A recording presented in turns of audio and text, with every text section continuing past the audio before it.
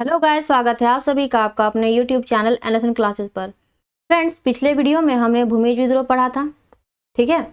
और आज हम क्या पढ़ने वाले हैं, तो संथाल विद्रोह। फ्रेंड्स, जिस प्रकार हमने भूमिज विद्रोह के कारण देखे थे, ठीक है, उसके नेतृत्वकर्ता को देखा था, दमनकर्ता को देखा था, ठीक है, उसके भूमिज विद्रोह का परिणाम क्या होता है, तो उसी तरह आज हम संथाल विद्रोह को भी पढ़ेंगे, जिसे हुल विद्रोह और इसके अलावा कई नामों से भी जाना जाता है, ठीक है। तो चलिए हम शुरू करते हैं। संथाल विद्रोह का जो टाइम पीरियड है, यानी कि समय जो है वो कब का होता है, यानी कि विद्रोह जो है वो प्रारंभ कब होता है, 1855 ईस्वी में, ठीक है। एक मिनट, ऐसे मत लिखिए, 1855 से ये 56 ईस्वी तक चलता है, ठीक है। सॉरी, इस विद्रोह को और भी कई नामों से जाना जाता है, और भी कई नामों से जाना जाता है। जैसे क्या, तो हुल विद्रोह, ठीक है। दूसरा क्या, संथाल हुल, ठीक है। तीसरा सिद्धू कानू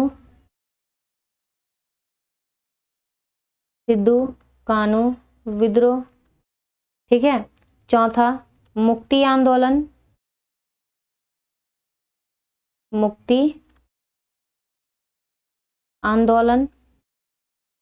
पांचवा संथाल परगना की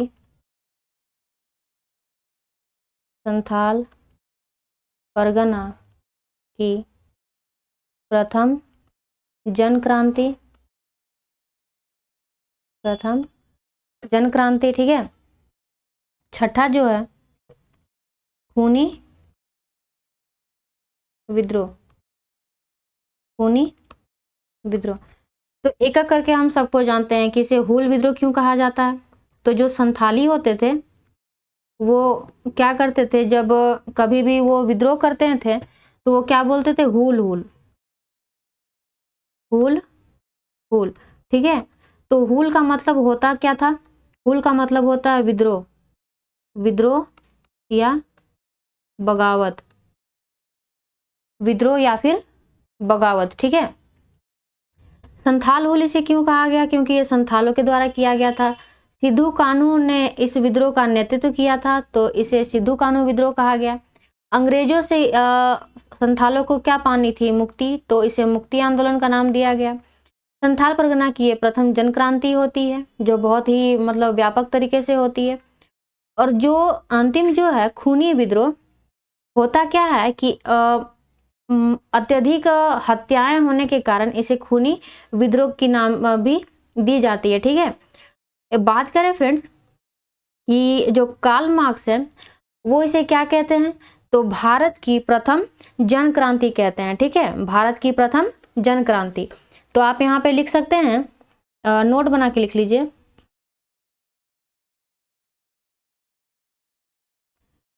कि इसे अलग पेन से लिख देते हैं, नहीं,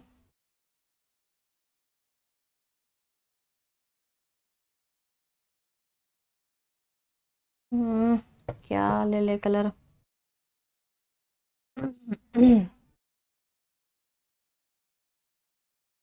कार्ल मार्क्स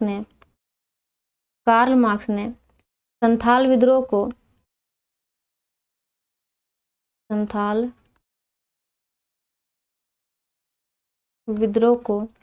भारत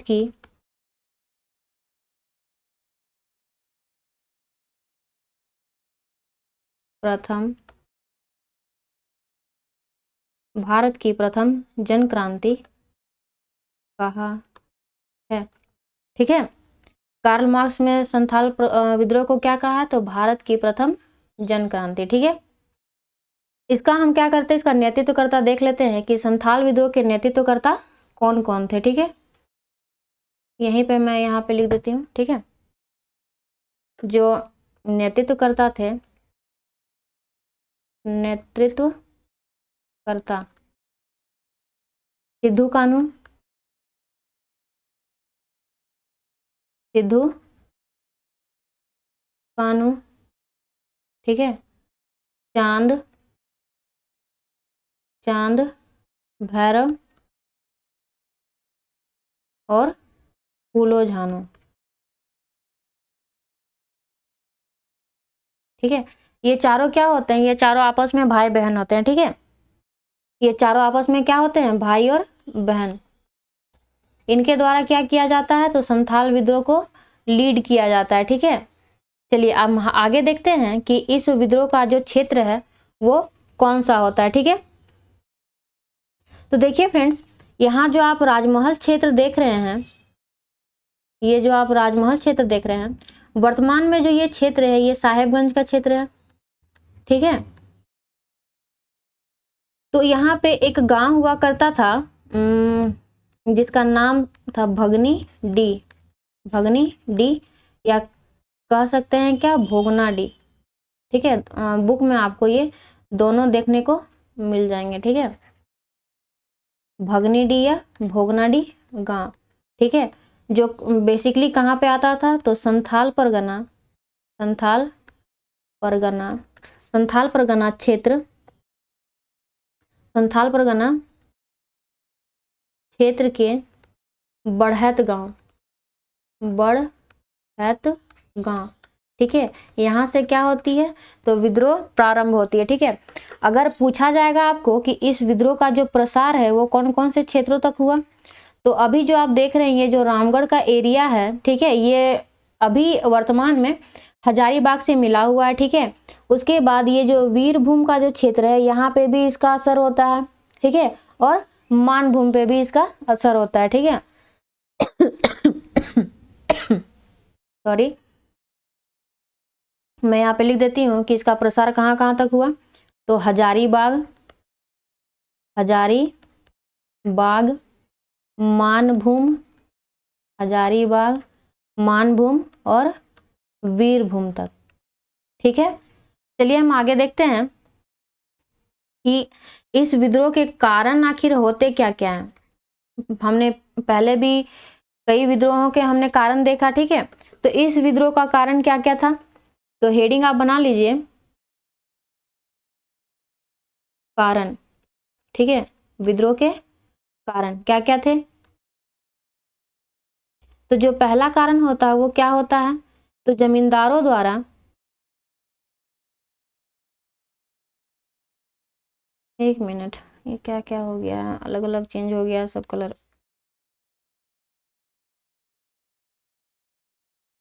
जमींदारों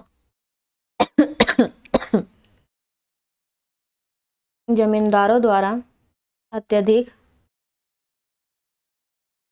अत्यधिक करों की मांग, जमींदारों द्वारा अधिक करों की मांग। होता क्या था कि एक मतलब थोड़ा सा मैं इसे समझा देती हूँ कि जो 1790 का जो टाइम होता है ना, तब तक संथाल परगना वाले क्षेत्र में एक भी संथाल नहीं हुआ करते थे। उसके बाद धीरे धीरे जब अंग्रेजों का अलग अलग क्षेत्रों पे क्या होने लगता है, शोषण होने लगता है, तो वो जो ये निवासी होते हैं, संथाल, जो संथाली लोग होते हैं, वो संथाल परगना वाले क्षेत्र में आके बसने लगते हैं, और वहाँ की जो जंगल होती है, ठीक है, जो जंगल होती है उसे काट कर वो क्या करते हैं, उसे भूमि योग्य बनाते हैं, ठीक है। जब ये भूमि योग्य बना देते हैं तो कुछ जमींदार आते हैं और वो क्या करते हैं, उनसे जो जमीन है वो छीन लेते हैं, ठीक है। और वहां पे वो क्या करने लगते हैं, तो टैक्स की मांग। जब टैक्स दिया भी जाता था तो वो क्या करते थे, उसको मतलब क्या बोल सकते हैं कि करों का जो दर है उसको बढ़ा दिया जाता था, ठीक है। और उसके बाद क्या किया जाता, जमीन तो छीन ही लिया जाता था, तो वो खेती कहाँ करेंगे, तो इस तरह से वो क्या करते हैं, तो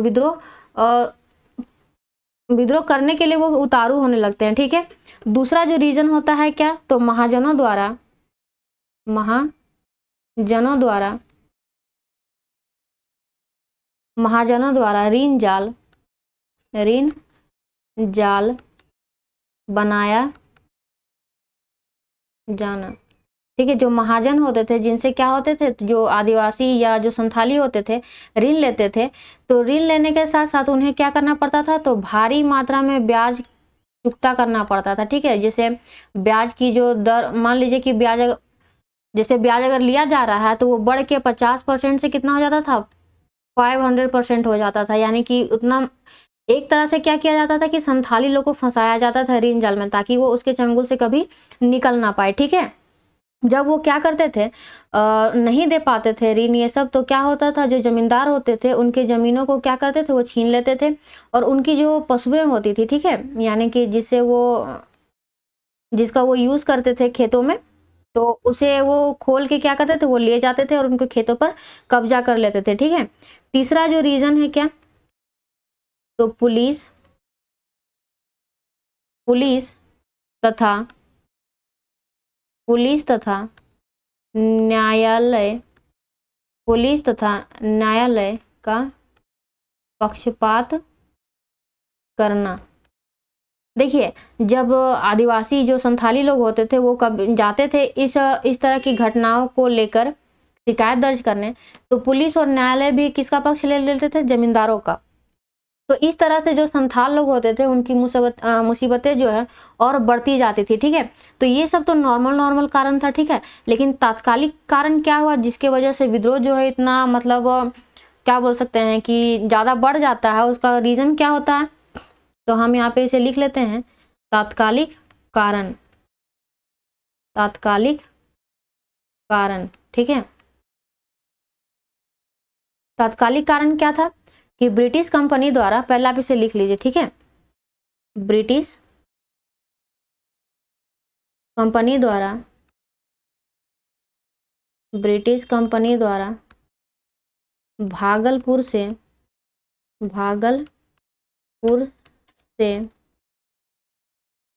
वर्धमान के बीच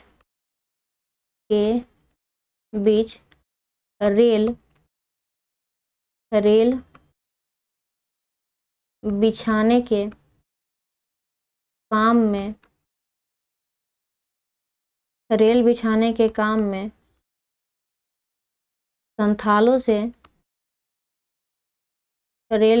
के काम में संथालों से बेगारी करवाना।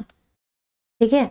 होता क्या था, जो अंग्रेज अधिकारी होते थे वो क्या करते थे, तो जो संथाली लोग होते थे उनसे क्या करवाते थे, काम करवाते थे और उन्हें उसके लिए पे नहीं करते थे। ठीक है।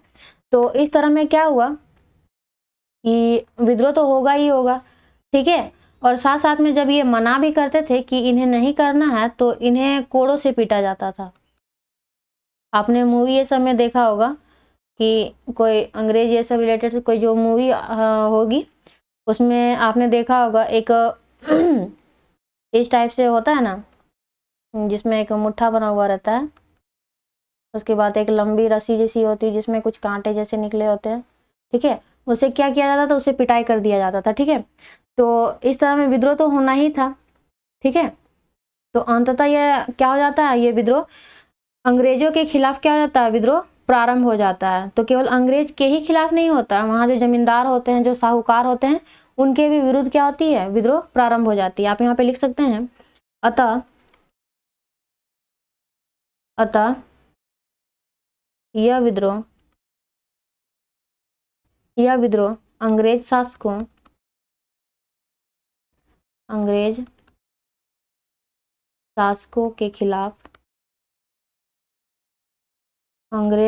के खिलाफ तथा ब्रिटिश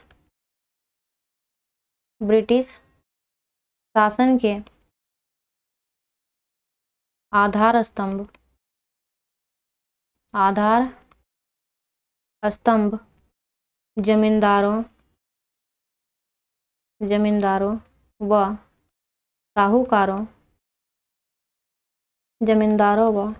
साहूकारों के खिलाफ होता है। ठीक है।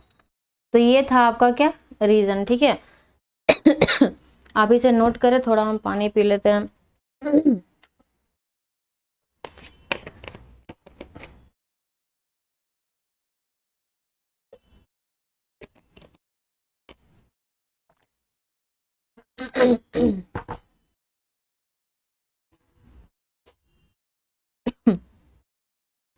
देखिए इसके साथ क्या होता है कि विद्रोह प्रारंभ हो जाता है।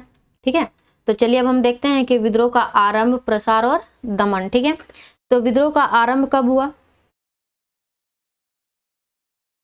जो विद्रोह है, विद्रोह का आरंभ कब होता है? तो 30 जून 1855, 30 जून 1855 को भगनी डी, मैंने अभी अभी बताया, भगनी डी या भोगना डी गांव से क्या होती है? ये प्रारंभ होती है। भोगना डी गांव से क्या होती है? प्रारंभ होती है, जो संथाल परगना की ओर है। ठीक है, इसके नेतृत्वकर्ता कौन कौन होते हैं?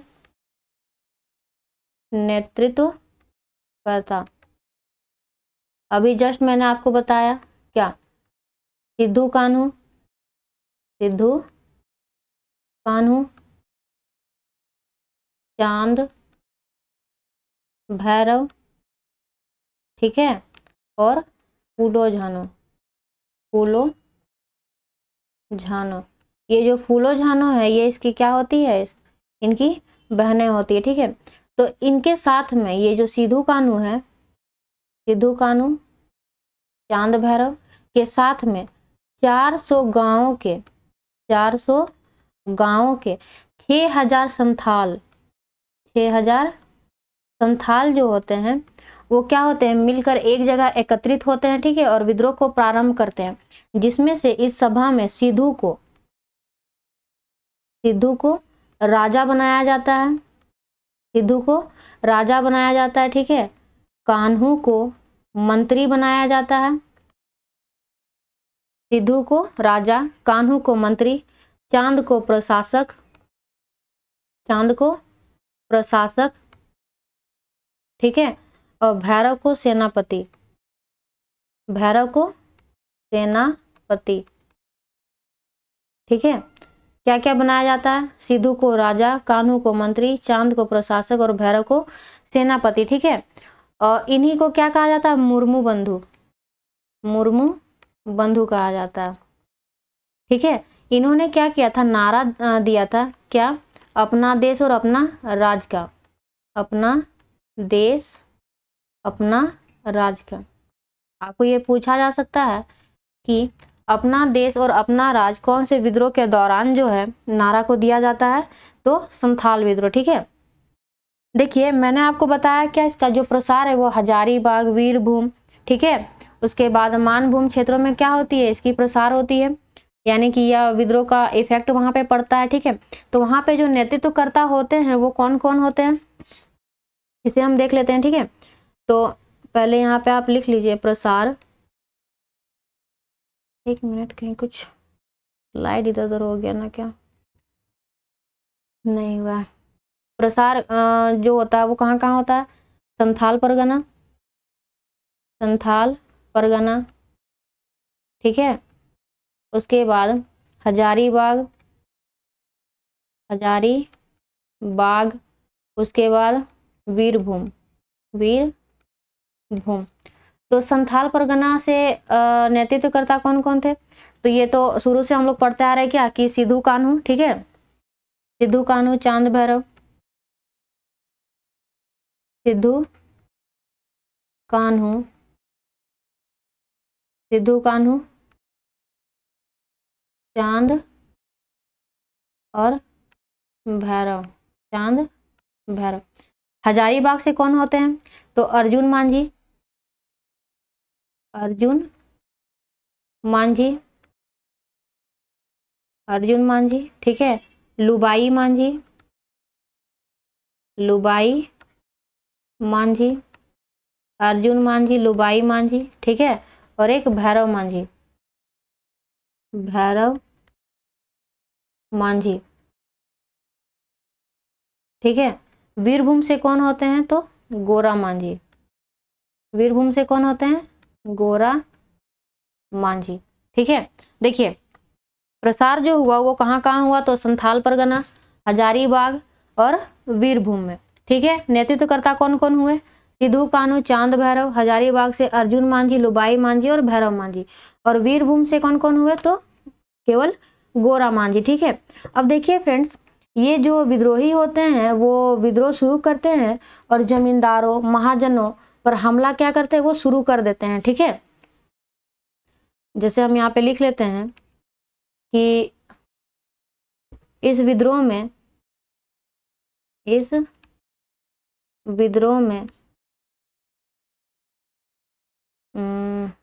विद्रोहियों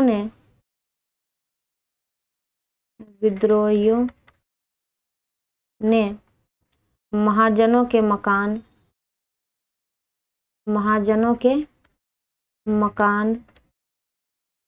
कचहरियों के दस्तावेज,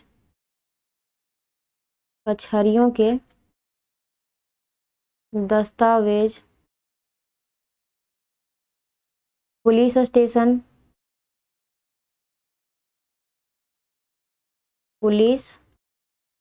स्टेशन, रेलवे स्टेशन तथा डाक ढोने वाली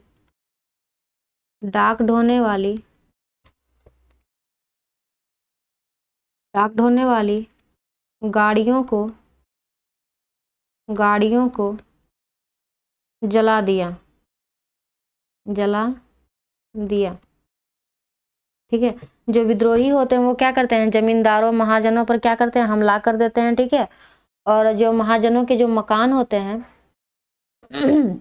इसका कलर, महाजनों के जो मकान होते हैं, कचहरियों के दस्तावेज, जो डॉक्यूमेंट्स होते हैं, उसे पुलिस स्टेशन, रेलवे स्टेशन, उसके बाद आपकी जो मेल जो ले जाती है गाड़ी, उन वो सबको क्या किया जाता है? तो जला दिया जाता है।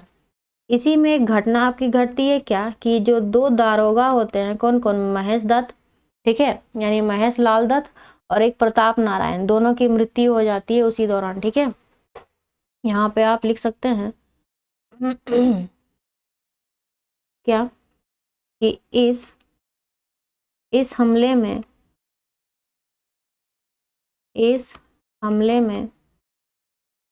2 दारोगा, महेश लाल दत्त तथा प्रताप नारायण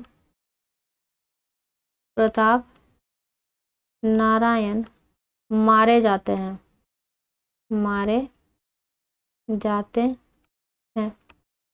ठीक है, तो प्रसार तो आपको समझ में आ गया। ठीक है, और ये विद्रोही जो रहते हैं कहाँ कहाँ क्या क्या करते हैं वो भी मैंने बता दिया। इसमें ये जो है आपका इम्पोर्टेंट है। ठीक है, अगर आपको पूछा जाएगा कि जो महेश लाल दत्त है या प्रताप नारायण कौन से विद्रोह में मारे गए थे, ठीक है, तो आपको याद रखना है संथाल विद्रोह। चलिए आगे देखते हैं इसका दमन।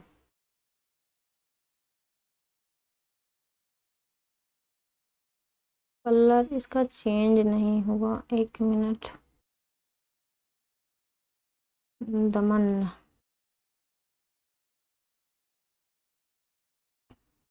देखिए 1 मिनट। इस विद्रोह, या लिख सकते हैं आप, देखिए इस विद्रोह के दमन के लिए 7 जुलाई 1855 को जनरल जो लॉयड होते हैं उनके नेतृत्व में एक सेना भेजी जाती है, और उसी सेना के जो मेजर होते हैं, कौन? बारो, वो क्या होते हैं ना, पराजित हो जाते हैं। ठीक है वो मतलब ठीक संथालों का जो है वो ठीक से सामना नहीं कर पाते और वो हार जाते हैं। ठीक है, देखिए यहाँ पे आप लिख सकते हैं कि इस विद्रोह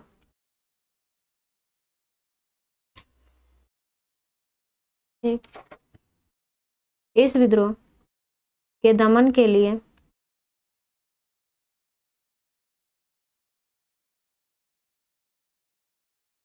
दमन के लिए 7 जुलाई 1855 को जनरल लॉयड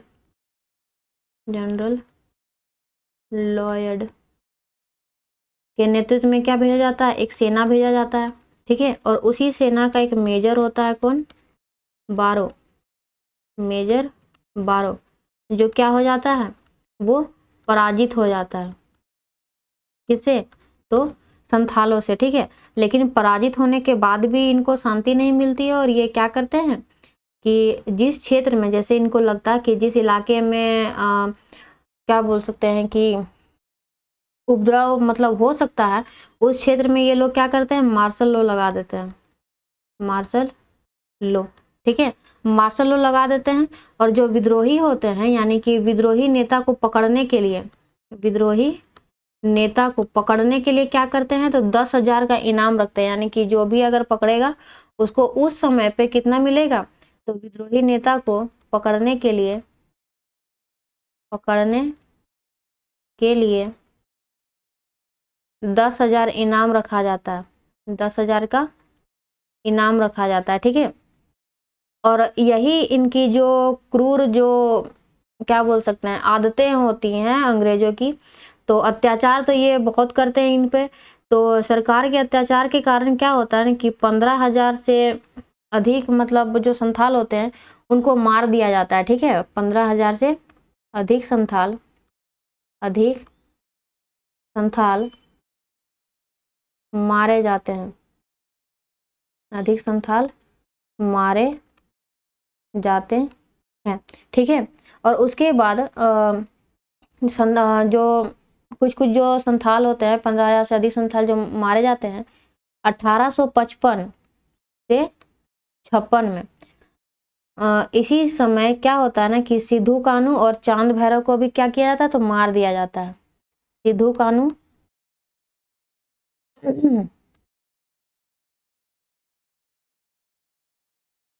सिद्धू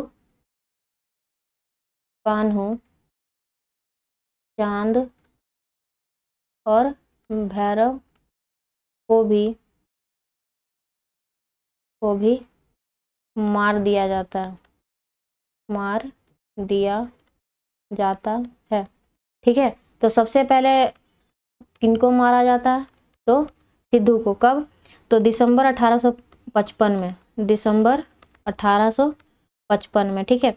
इन्हें पकड़ के कहाँ लाया जाता है, भागलपुर न्यायालय, ठीक है, मतलब भागलपुर ले जाता है। और भागलपुर के जो न्यायालय है वहाँ पे इनका मुकदमा चलता है, और वहीं पे इनको क्या कर दी जाती है, तो फांसी दे दी जाती है, ठीक है। दूसरा जो है वो चांद भैरव, चांद और भैरव, ठीक है।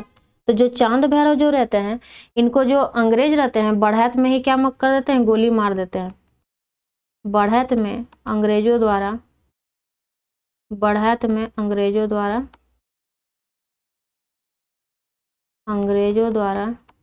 गोली मार दी जाती है,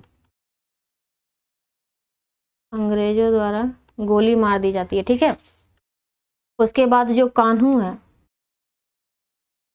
कान्हू, ठीक है, तो इनको 23 फरवरी 1856 ईस्वी को भगनीडीह गांव में, भगनीडीह गांव में ही क्या कर दिया जाता है, इन्हें फांसी दे दी जाती है, ठीक है। आप इसे लिख सकते हैं कि 23 फरवरी 1856 को भगनीडीह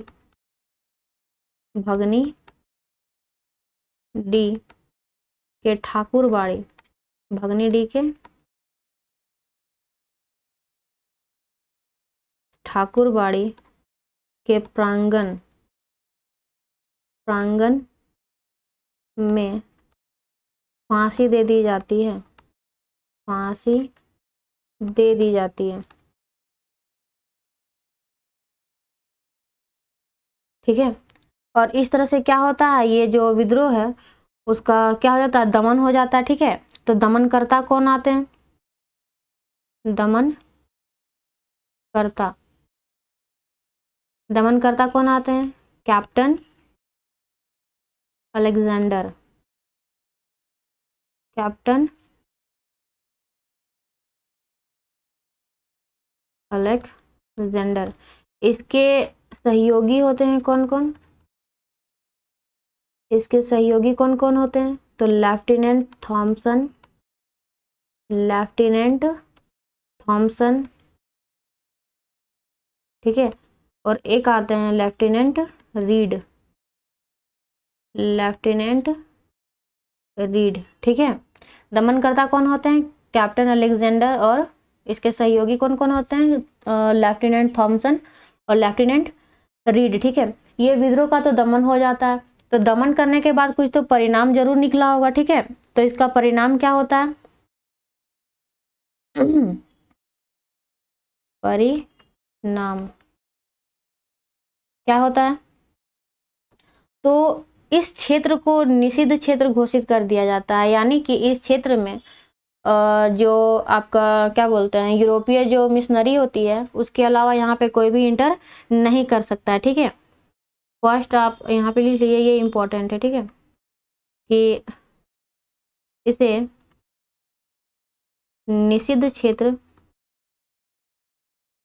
निषिद्ध क्षेत्र यानी non regulating, non regulating area घोषित कर दिया गया, घोषित करना, ठीक है। यहाँ पे आप लिख सकते हैं कि इस विद्रोह के पश्चात, इस विद्रोह के पश्चात, इस विद्रोह के पश्चात 30 नवंबर 1856 को, 30 नवंबर 1856 को नॉन रेगुलेशन, नॉन रेगुलेशन क्षेत्र बना दिया गया, बना दिया गया, जहाँ केवल, जहाँ केवल यूरोपीय, जहाँ केवल यूरोपीय मिशनरियों को, जहाँ केवल यूरोपीय मिशनरियों को ही प्रवेश करने की अनुमति होती थी, अनुमति थी लिख लीजिए, ठीक है, ठीक है। ये तो रहा पहला। दूसरा क्या होता है? एलिस एडम्स, एलिस एडम्स, ठीक है। इसके रिपोर्ट के अनुसार, कि रिपोर्ट के आधार पर, कि रिपोर्ट के आधार पर 1855, 1855 के एक्ट, 1855 के एक्ट 37 के अनुसार, के अनुसार दामिन ए को, दामिन ए को, इसके बारे में हमने पहले ही पढ़ा है, ठीक है। दामिन ए को का नाम बदलकर, दामिन ए को का नाम बदलकर क्या रख दिया गया? एक मिनट, इससे ऐसे नहीं लिखता है। दामिन ए को का नाम बदलकर क्या कर दिया गया? तो संथाल परगना, क्या कर दिया गया? संथाल परगना। तो ये जो बना एक जिले के रूप में बना, ठीक है। तो मान लीजिए अगर जिला बना है तो जिलाधीश भी होगा, ठीक है। तो संथाल परगना का प्रथम जिलाधीश कौन बनता है? प्रथम जिलाधीश कौन बनता है? एशली एडन, एशली एडन बनता है, ठीक है। इसे याद रखिएगा, ये इंपॉर्टेंट है, ठीक है। आगे जो एक और काम होता है, क्या ये भी इंपॉर्टेंट है, ठीक है। और एक काम क्या होता है कि 1856 ईस्वी में, 1856 ईस्वी में संथाल परगना में ही यूल रूल, यूल रूल नाम का एक पुलिस कानून आता है, ठीक है। यूल रूल जो होता है एक तरह का पुलिस कानून होता है, पुलिस कानून होता है, ठीक है। जो किसके द्वारा लाया गया था? तो भागलपुर के कमिश्नर होते हैं जॉर्ज यूल, ठीक है। भागलपुर के कमिश्नर होते हैं कौन? जॉर्ज यूल, ठीक है। तो उन्हीं के सहायता से ये लाया गया था, इसी के वजह से इसका नाम क्या रखा गया? यूल रूल रखा गया, ठीक है। मैं यहाँ पे लिख देती हूँ जॉर्ज यूल के नाम पे रखा गया, जॉर्ज यूल के नाम पर रखा गया। ठीक है, होता क्या है, एक मिनट से देख लीजिए पहले कि लागू कब होता है। ठीक है, तो लागू इसे कब किया जाता है, 28 दिसंबर 1856 को लागू कब होता है 28 दिसंबर 1856 को।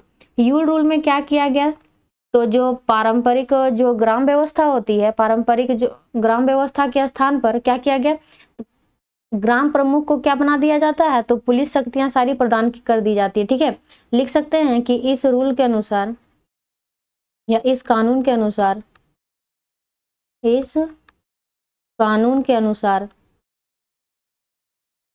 एक मिनट, इस कानून के अनुसार मत लिखिए, इस कानून के तहत लिख लीजिए। इस कानून के तहत पारंपरिक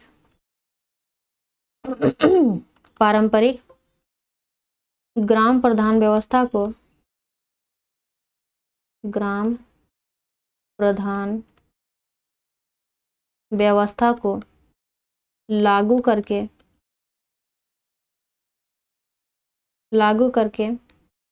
ग्राम प्रमुख को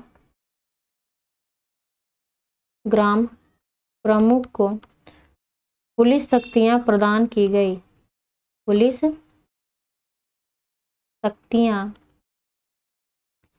शक्तियां प्रदान की गई। ठीक है, इस 1856 में क्या किया जाता है, तो यूल रूल लाया जाता है। ठीक है, जो एक तरह का क्या होता है, पुलिस कानून होता है। इसे लागू कब किया गया, 28 दिसंबर 1856 को। ठीक है, और जो यूल रूल है वो किसके नाम पे रखा गया, तो जॉर्ज यूल के नाम पर। और इस कानून के तहत क्या किया गया, तो पारंपरिक जो ग्राम प्रधान व्यवस्था थी उसे लागू करके ही ग्राम प्रमुख को पुलिस की सारी शक्तियां प्रदान कर दी जाती है। ठीक है, तो फ्रेंड्स उम्मीद करती हूँ कि आपको जो है ये संथाल विद्रोह वो समझ आया होगा। ठीक है, एक बार पूरा हम देख लेते हैं।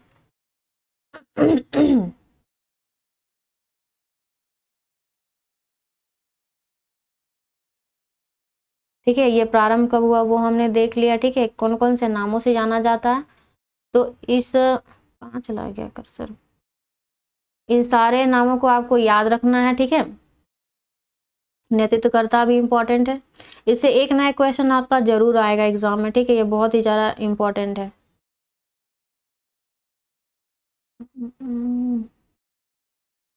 चलिए, ये हमारा आज तक का लास्ट है। ठीक है, तो कल से हमें क्या पढ़ना है, तो कल से हम पढ़ेंगे जनजातीय सुधारवादी आंदोलन।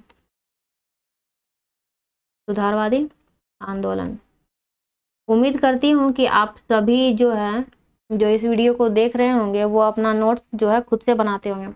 अपना नोट्स बनाने से फ़ायदा क्या होता है कि आपको वो सारी चीज़ें याद रहती हैं जो आपने वहाँ पे लिखा है। ठीक है, किसी दूसरे का नोट्स पढ़ के फ़ायदा नहीं है, अपना नोट्स खुद बनाइए। ठीक है, इसके लिए आपको PDF भी हमारे चैनल पे दे दिया जाता है, तो इतना तो आपके लिए कर दिया जाता, तो आप थोड़ा सा नोट्स तो बना ही सकते हैं।